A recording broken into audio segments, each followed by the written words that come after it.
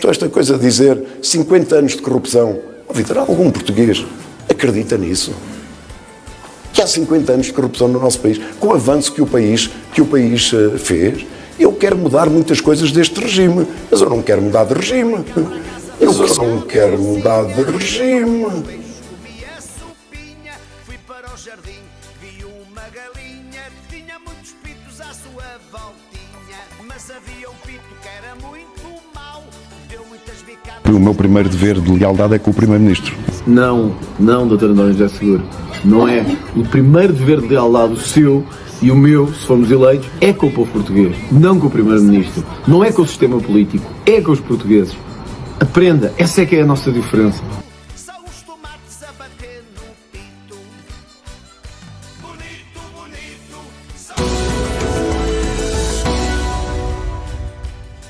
A partir de hoje retomamos aqui na grande edição a rúbrica Factos que Contam, com o Gonçalo Matias, que é o presidente do Conselho de Administração da Fundação Francisco Manuel dos Santos. Gonçalo, muito boa noite e vamos começar por um tema que é polémico, que tem estado cada vez mais na ordem do dia.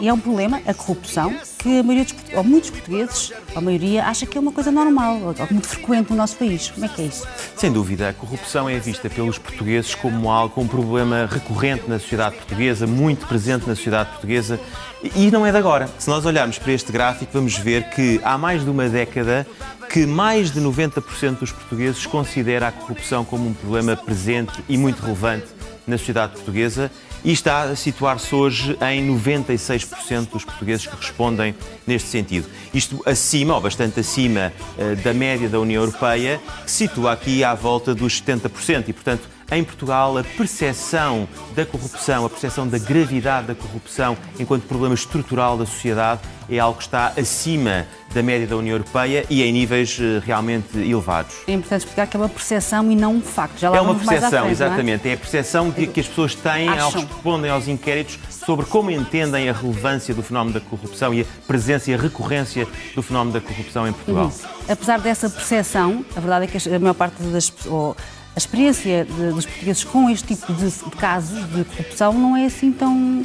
Pelo contrário. Não, aí há um paradoxo, porque depois quando perguntamos às pessoas se testemunhou ou foi vítima de um ato de corrupção no último ano, aqui em Portugal a resposta, 99% dos inquiridos respondem que não tiveram contacto com nenhum caso de corrupção, apenas 1% considera ou responde que teve contacto. Aqui, curiosamente, acima da média europeia. Portanto, ao contrário, o inverso do que tínhamos visto há pouco, aqui na União Europeia há mais pessoas a responder que tiveram contacto com casos de corrupção, na média da União Europeia, do que em Portugal. Portanto, é um certo paradoxo, ou seja, por um lado a percepção de que há um grande problema com a corrupção em Portugal, na vida por outro prática lado, não tem contacto. quando as pessoas são perguntadas no último ano, por exemplo, as respostas são relativamente claras, no sentido que não houve contacto com o fenómeno. E consegue-se perceber em que áreas da sociedade, em que classes é que as pessoas acham que há mais corrupção? Estamos novamente a falar de percepções e, portanto, aqui, quando perguntadas, as pessoas respondem, em primeiro lugar, os clubes de futebol.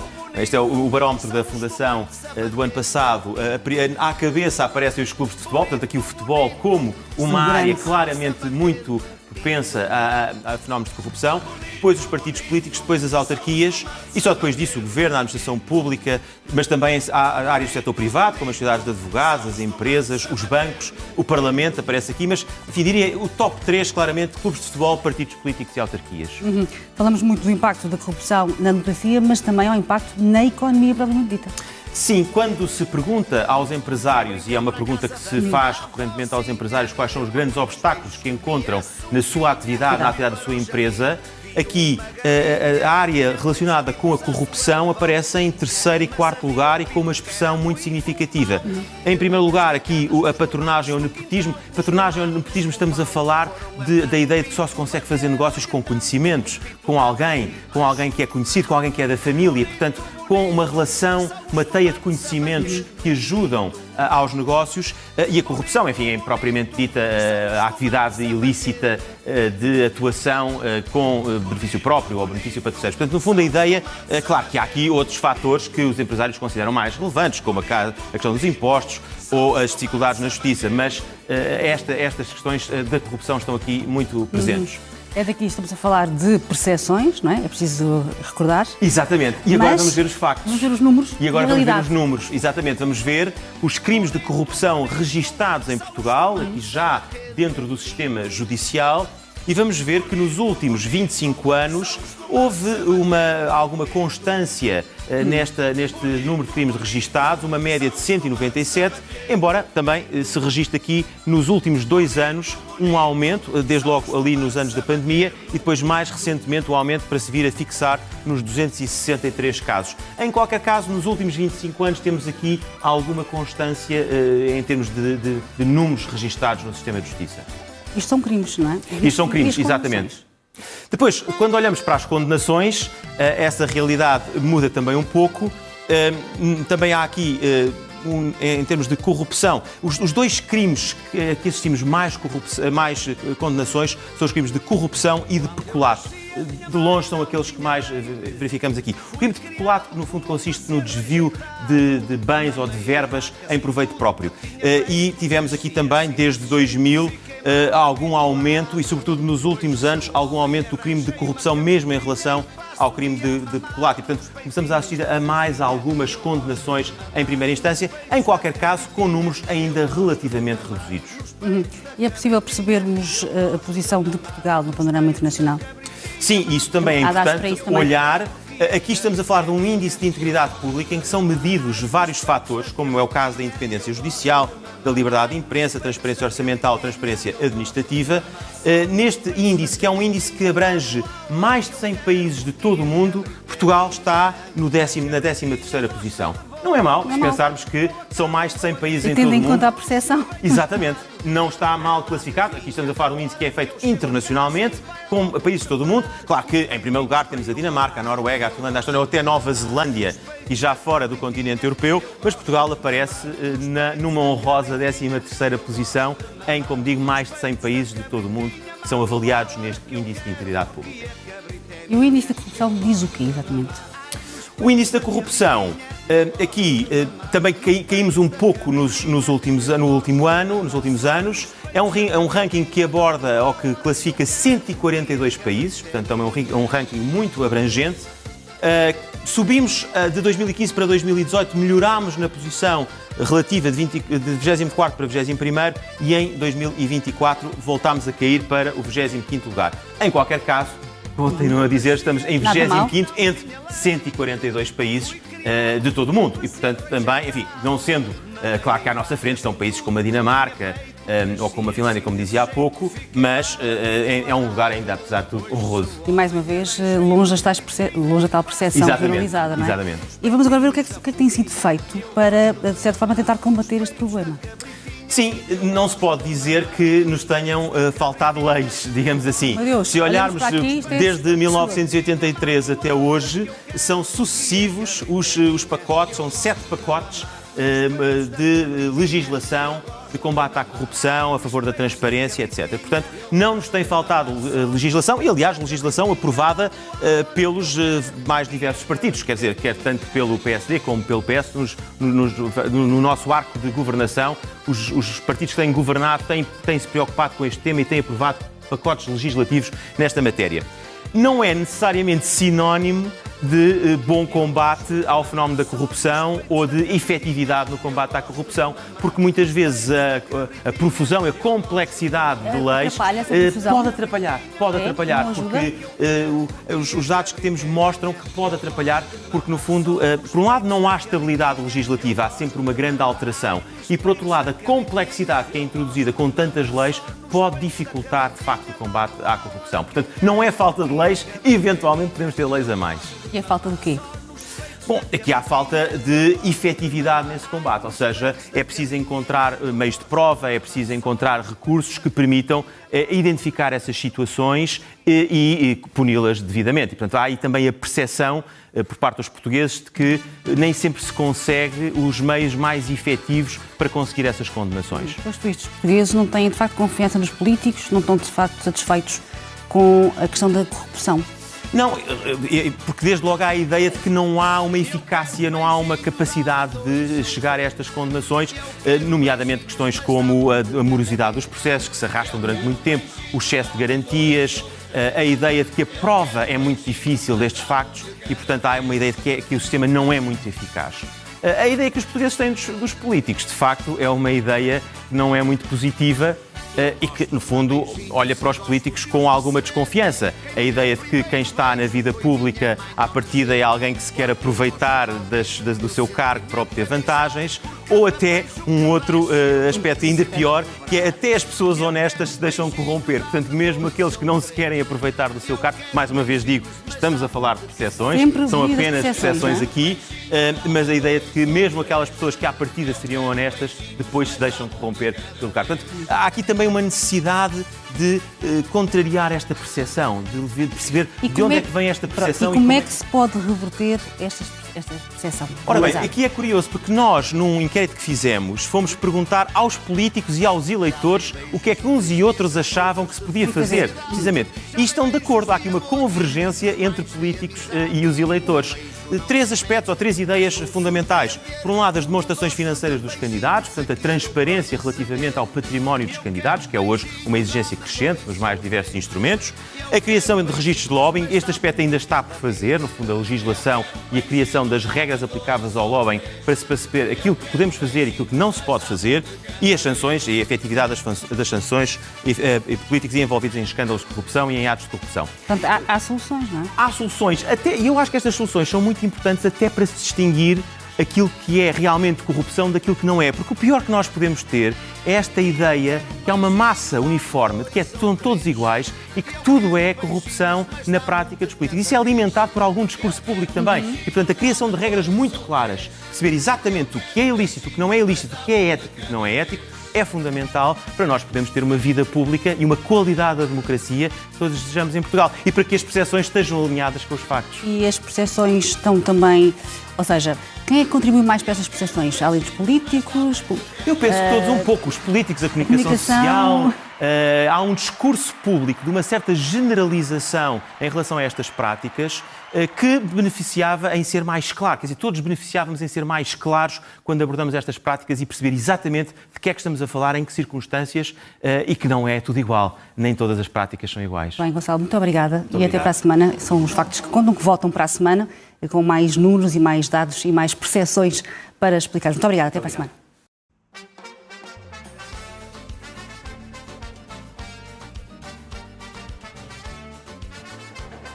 O inquérito foi aberto há 8 anos depois de uma denúncia anónima. Recentemente, vários presidentes de junta do PS e do PSD ficaram a saber que vão ter de responder por uma série de crimes de corrupção ativa e passiva, branqueamento e tráfico de influência. No processo Tutti Frutti, o Ministério Público suspeita de um plano entre membros dos 2 principais partidos para a distribuição de cargos em várias freguesias e ainda de uma série de favorecimentos a empresas. Hernani Dias tem sido outro dos nomes falados nos últimos tempos. O caso mais recente prende-se com as 2 sociedades ligadas ao imobiliário e construção civil que criou e que levantaram suspeitas de conflito de interesses por poderem beneficiar da Lei dos Solos, processo em que o agora ex-secretário de Estado da Administração Local participou. Mas antes deste caso, já Hernani Dias estava a ser investigado pela Procuradoria Europeia. Há suspeitas de irregularidades nas obras de ampliação da zona industrial de Bragança quando ainda era autarca.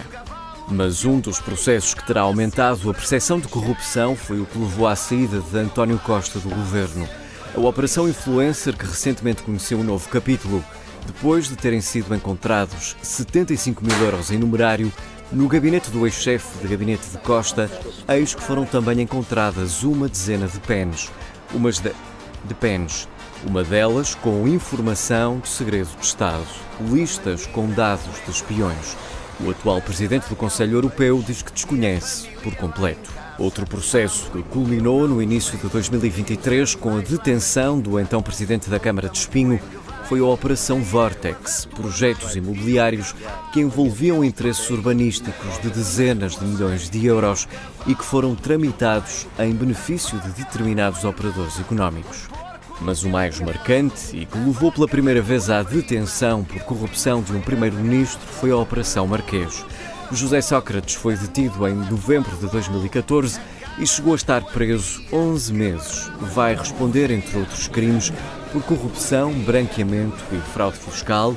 Mais de uma década depois, já há uma data para se marcar. O julgamento será a 17 de março. Consegui montar, porque o cavalo do teu pai estava sempre a relinchar. O cavalo do teu pai estava sempre a relinchar.